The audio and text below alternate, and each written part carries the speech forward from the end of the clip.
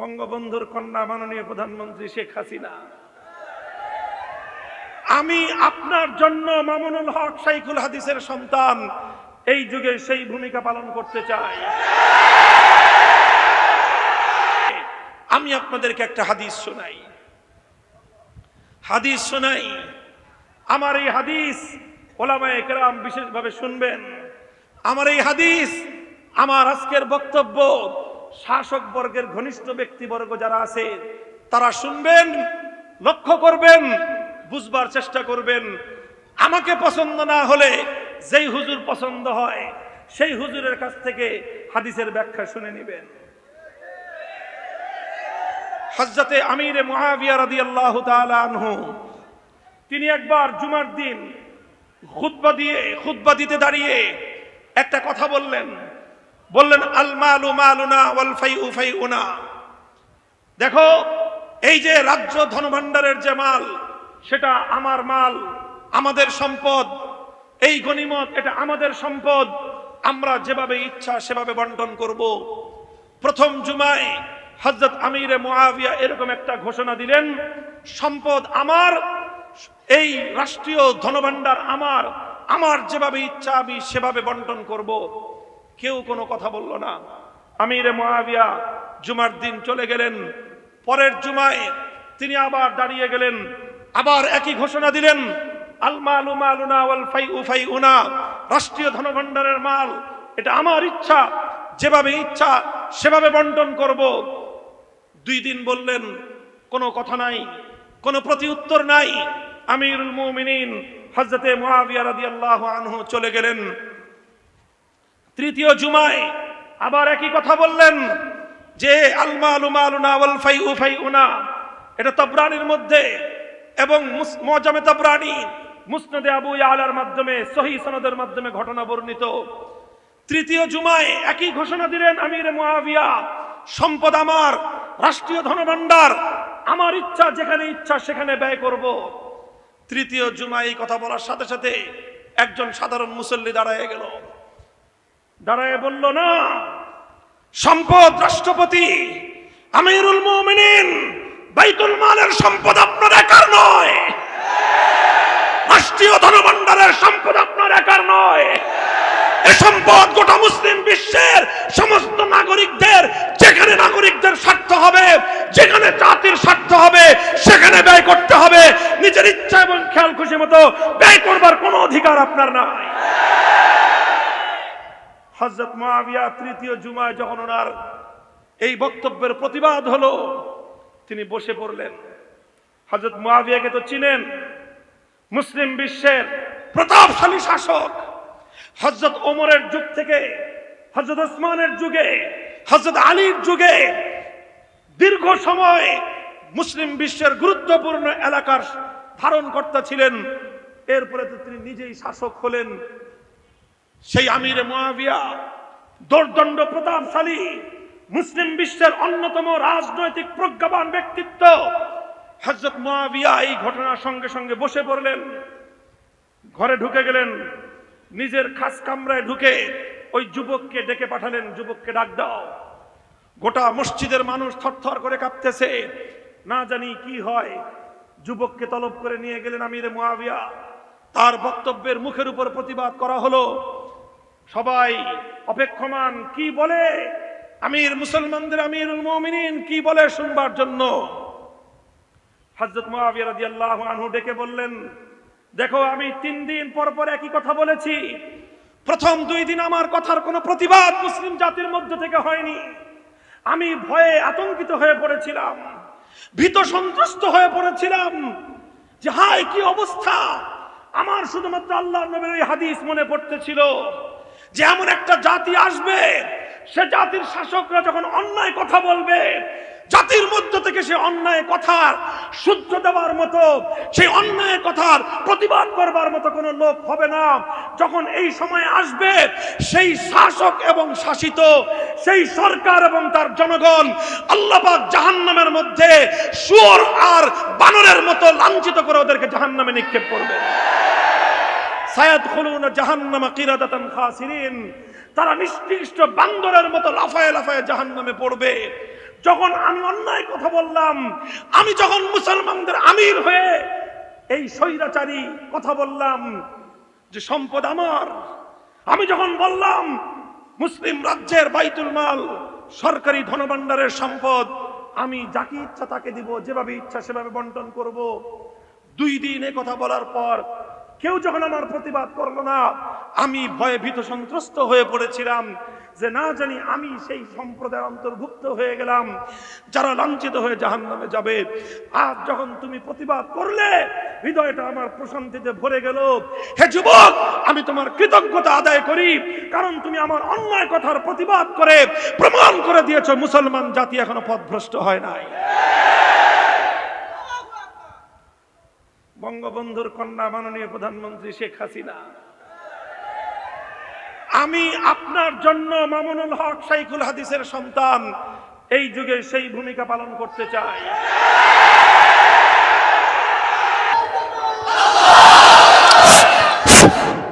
আপনারা যেই নীতিতে দেশ চালান সেটা হলো গণতান্ত্রিক, গণতন্ত্রের ভিত্তিতে রাষ্ট্র চলছে। আমরা গণতন্ত্রের অনেক কিছুর সাথেই একমত নই। আমরা পরিপূর্ণভাবে আমাদের নিঃশর্ত আত্মসমর্পণ আল্লাহ এবং ইসলামের প্রতি, আমাদের পূর্ণাঙ্গ স্যাটিসফ্যাকশন একমাত্র ইসলামের প্রতি। আমরা বিশ্বাস করি ইসলাম ছাড়া বিশ্ব মানবতার মুক্তির ভিন্ন কোনো পথ নাই।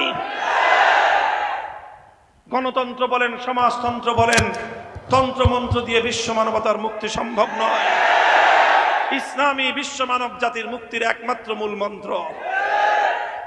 যেহেতু গণতন্ত্র আমাদের উপর চাপায়া দিচ্ছেন, বাধ্য হয়ে কিছুটা মানতেই হয়, সেজন্য মানি।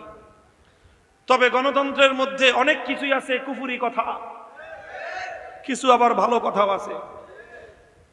গণতন্ত্রের একটা ভালো কথা, সেটা হলো জনগণের মতামত দেওয়ার স্বাধীন অধিকার আছে। আপনাদের এটা সাংবিধানিক অধিকার, গণতান্ত্রিক অধিকার, নাগরিক অধিকার। সেই অধিকারের জায়গা থেকে ঈমানের দায়িত্ব আদায় করবার জন্য বলছি, ভাস্কর্য মূর্তি নির্মাণ করাটা এটা আত্মঘাতী সিদ্ধান্ত। বিশেষ করে মরহুম বঙ্গবন্ধু শেখ মুজিবুর রহমান, বাংলাদেশের স্বাধীনতার মহানায়ক, এমন একজন মুসলিম নিহত, একজন মৃত ব্যক্তি, আমাদের ধারণা অনুযায়ী যিনি ঈমানের উপর মৃত্যুবরণ করেছেন। সেজন্য আমরা ওনার রুহের মাগফিরাত কামনা করি। আল্লাহ পাক ওনাকে জীবনের ভুল ত্রুটি মাফ করে জান্নাত নসিব করুন। এই রকম একজন ঈমানদার ব্যক্তির মৃত্যুর পরে যদি তার উত্তরাধিকারীরা, তার আপনজনেরা তার কোনো ভাস্কর্য অথবা তার কোনো মূর্তি নির্মাণ করে, স্পষ্ট সহিহ বুখারী শরীফের হাদিস বলছে, ইন্নাল মাইয়িতা লা ইউআযাবু বিবুকাইল হাইয়্যি আলাইহি, জীবিত ব্যক্তিদের, আপনজনদের শরীয়ত গর্হিত কার্যকলাপের কারণে মৃত ব্যক্তিকে আল্লাহর সামনে লজ্জা পেতে হয়, লজ্জিত হতে হয়, ক্ষেত্র বিশেষে শাস্তি এবং সাজা ভোগ করতে হয়। আমরা সেই জায়গা থেকে একজন মুসলিম হিসেবে, মুসলিম আল মুসলিম আখুল মুসলিম, আল মুমিনু আখুল মুমিন হিসেবে আমরা বঙ্গবন্ধুর রুহের মাগফিরাত কামনা করি। আমরা চাই না আপনাদের কোন কর্মের কারণে কবরের মধ্যে তার আযাব হোক। আমরা চাই না তিনি আল্লাহর দরবারে লাঞ্ছিত এবং লজ্জিত হয়ে যান। এজন্য আমরা উপদেশের সুরে, আমাদের দায়িত্ব আপনাদের কর্ণকুহরে মেসেজগুলো পৌঁছে দেওয়া করছি। আমরা বড় বক্তব্যগুলো বলে দিচ্ছি, মেহেরবানি করে অন্তত নিজেদের হাতে এই আত্মঘাতী কোনো কাজ করবেন না। মাননীয় প্রধানমন্ত্রী, আজ আপনি যদি আপনার বাবার মূর্তি বানান, ভাস্কর্যের নামে বানান আর যাই বানান, বাংলা ভাষা আমরা পড়াশোনা করেছি। বাংলাদেশের বাংলা ভাষার যে কোনো ডিকশনারি খুলেন, সেই ডিকশনারির মাধ্যমে প্রমাণ করেন ভাস্কর্য আর মূর্তি দুই জিনিস। সারেন্ডার করব আপনাদের সামনে। ভাষার চর্চা আপনারা করেন না বলে আজকে ভাস্কর্য এবং মূর্তিকে ভিন্ন ভিন্ন অর্থে সাব্যস্ত করতে চাচ্ছেন। আপনারা যেটা বলতে চাচ্ছেন আমি সেটা শিখিয়ে দেই। ভাস্কর্য আর মূর্তি এক ও অভিন্ন, তবে ভাস্কর্য আর প্রতিমা দুই জিনিস। যেটা বলতে চান সেটা শিখায় দেই, এইভাবে বলবেন আগামী দিন থেকে যে ভাস্কর্য আর প্রতিমা দুই জিনিস। আমরা কথা বলছি না যে বঙ্গবন্ধুর প্রতিমা তৈরি করা হচ্ছে, আমরা বলছি বঙ্গবন্ধুর মূর্তি তৈরি করা হচ্ছে। মূর্তি আর ভাস্কর্য লাউ আর কদু, যেই লাউ সেই কদু। ওটা সাইফুল হাদিস রহমতুল্লাহ আলাইহি ওনার হায়াতে বলেছিলেন, গ্রামের ডিম শহরে গিয়ে বলে মামলেট হয়, গ্রামগঞ্জের মূর্তি এখন ঢাকার শহরে গিয়ে ভাস্কর্য হয়েছে। একই জিনিস, গ্রামে কদু খেতাম, এখন ঢাকায় গিয়ে লাউ বলি। যেই লাউ যেই ডিম সেই আন্ডাই, যেই মূর্তি সেই ভাস্কর্যই। হ্যাঁ, যেটা বলতে পারেন সেটা হলো এটা প্রতিমা নয়। প্রতিমা আমরাও বলি না। বঙ্গবন্ধু আজ মূর্তি তৈরি করছেন, আপনার মৃত্যুর পরে আপনার অনুসারীরা আপনার মূর্তি তৈরি করবে নিশ্চিত। বুখারীর হাদিস যদি বিশ্বাস করো, কোন ইমানদার একথা বিশ্বাস করতে হবে তোমাকে। আজকে যদি প্রধানমন্ত্রী বঙ্গবন্ধুর ভাস্কর্য বানান, মৃত্যুর পরে ওনার অনুসরণে ওনার যতগুলো মূর্তি তৈরি হবে, প্রতিটি মূর্তির জন্য প্রধানমন্ত্রীকে আযাব ভোগ করতে হবে। আমরা আমাদের কথা বলে দিলাম, আমরা সরকারের সাথে, রাষ্ট্রের সাথে যুদ্ধে নামবো না, যুদ্ধে নামবো না।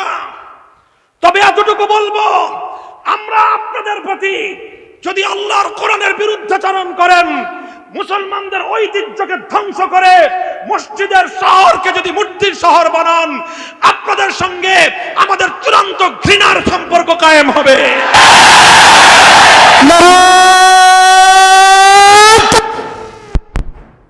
সাথে কথা বলি, আমাদের কথা কোনো ভিন্ন অর্থে কেউ মিসগাইড করার চেষ্টা করবেন না। পরিষ্কার কথা, এটা এই কথা বলা, রাষ্ট্রের কল্যাণ কামিতা করা, সরকারের কল্যাণ কামিতা করা, জনগণের কল্যাণ কামিতা করা, এটা ঈমানের অঙ্গ। আমাদের কাজ হলো সতর্কবাণী পৌঁছে দেয়া। ওয়ামা আলাইনা ইল্লাল বালাগ, সতর্কবাণী আমরা পৌঁছে দিলাম। এরপরে যদি আপনারা কোনো আমাদের এই সতর্কবার্তা যদি ভালো না লাগে, আন্তরিকতার চেয়ে চাটুকারিতাই যদি আপনাদের কাছে পছন্দ হয়, নাস্তিক, মুরতাদ, মূর্তি প্রেমী, সেই ইসলাম বিদ্বেষী বামপন্থী গোষ্ঠী যাদের কাছে একত্ববাদের চেয়ে, তাওহীদের চেয়ে মূর্তির প্রেম অগ্রাধিকার পায়, তারা যদি আপনাদের কাছে আমাদের চেয়ে বেশি ভালোবাসার পাত্র হয়ে যায়, সেটা দুঃখজনক এবং আমাদের কপাল বলতে হবে। গুটি কয়েক চামচা, গুটি কয়েক বামপন্থী, গুটি কয়েক মূর্তি প্রেমী, গুটি কয়েক হিন্দুয়ানি সংস্কৃতিতে বিশ্বাসী, মুখে ইসলাম বললেও ইসলামের চেয়ে মূর্তির প্রেম তাদের হৃদয়ে যাদের বেশি, তাদের কথা যদি এদেশের আলেম সমাজের কথার চেয়ে বেশি গুরুত্বপূর্ণ হয়, বেশি মূল্যবান হয়ে যায়, তাহলে আগামী দিনে আমরা আমাদের পথ জনগণের কাছে স্পষ্ট করে দেব। আল্লাহ পাক রব্বুল আলামিন আমাদেরকে বুঝবার তৌফিক দান করেন। কথা বলছিলাম, দিন হলো আন্তরিকতার নাম। 1 নম্বর আন্তরিকতা কার জন্য? 2 নম্বর আন্তরিকতা আল্লাহর কিতাবের জন্য। 3 নম্বর আন্তরিকতা আল্লাহর রাসূলের জন্য।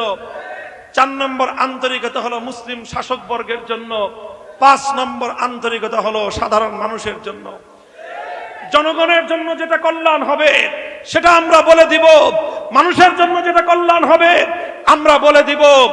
আমি জানি এই বছর একটু আখেরি কথা, এখানে অনেক মানুষ আছেন, একটা পয়েন্টে আমরা সবাই ঐক্যবদ্ধ, সেই পয়েন্টের নাম হলো ঈমান। আমরা বিভিন্নভাবে বিভিন্ন মত পার্থক্য থাকতে পারে, রাজনৈতিকভাবে আপনারা এক একজন এক এক মতাদর্শী হতে পারেন। কেউ আওয়ামী লীগের লোক আছেন এখানে অনেক, বিএনপির লোক আছেন অনেক, বিভিন্ন রাজনৈতিক মত পার্থক্য থাকতে পারে, কিন্তু ঈমান এবং ইসলামের প্রশ্নে আমরা এক। সেই জায়গাটা থেকে বলছি যারা বঙ্গবন্ধুকে ভালোবাসেন, এই ভালোবাসার মধ্যে আমার কোনো আপত্তি নাই, বরং একজন মুসলিম জাতির মহান নেতাকে ভালোবাসা এটা দেশের প্রতি ভালোবাসার পরিচায়ক। ঠিক তদ্রুপ যারা বিএনপি করেন, মরহুম প্রেসিডেন্ট শেখ জিয়াউর রহমানকে আপনারা ভালোবাসেন, দেশের অগ্রগতি উন্নতিতে তার অনেক অবদান আছে, ভালোবাসেন, কোনো আপত্তির কিছু নাই। আপনাদেরকে বিশেষ করে বলবো, যারা বঙ্গবন্ধুর সৈনিক বলে স্লোগান দেন, আপনাদের এখন একটা স্লোগান হবে, আমরা বেশি কথা বলতে গেলে আমাদেরকে বলে মৌলবাদী, আমাদেরকে বলে জঙ্গিবাদী। এমন কোন ট্যাগ নাই যেই ট্যাগগুলো আমাদেরকে ওই বামপন্থী নাস্তিকের দল না দেয়। আমরা কথা বলতে গেলে, প্রতিবাদ করতে গেলে আমাদেরকে নানাভাবে হয়রানির শিকার হতে হয়। এজন্য আওয়ামী লীগের সকল ইমানদার কর্মীদের প্রতি আমি নসিহত করতেছি, ওসিয়ত করতেছি, কিয়ামতের দিন আপনারা আমাদেরকে ধরতে পারবেন না। আমরা আপনাদেরকে আল্লাহর আদালতে দাঁড়িয়ে বলে দিব, সমস্ত আওয়ামী লীগের কর্মীদেরকে বলেছিলাম, যদি বঙ্গবন্ধুকে ভালোবেসে থাকেন, আপনাদের দলকে, আপনাদের সরকারকে বঙ্গবন্ধুর মূর্তি নির্মাণ করবার আত্মঘাতী সিদ্ধান্ত থেকে আপনারাই বারণ করেন। আল্লাহ পাক রব্বুল আলামিন আমাদের দেশকে, আমাদের জাতিকে, আমাদের সরকারকে সব ভুল ভ্রান্তি থেকে, বিপদগামিতা থেকে আল্লাহ পাক হেফাজত করেন। উলামায়ে কেরামকে নির্ভীকভাবে আন্তরিকতার সাথে দেশ, জাতি, রাষ্ট্র, সরকার, জনগণ সকলের সেবায় আন্তরিকতাপূর্ণ, নিষ্ঠাপূর্ণ, সাহসিকতাপূর্ণ ভূমিকা পালন করার তৌফিক দান করুন। চাটুকারিতার পথ পরিহার করার তৌফিক দিন। ওয়া আখিরু দাওয়ানা আলহামদুলিল্লাহি রাব্বিল আলামিন। আসসালামু আলাইকুম ওয়া রাহমাতুল্লাহ।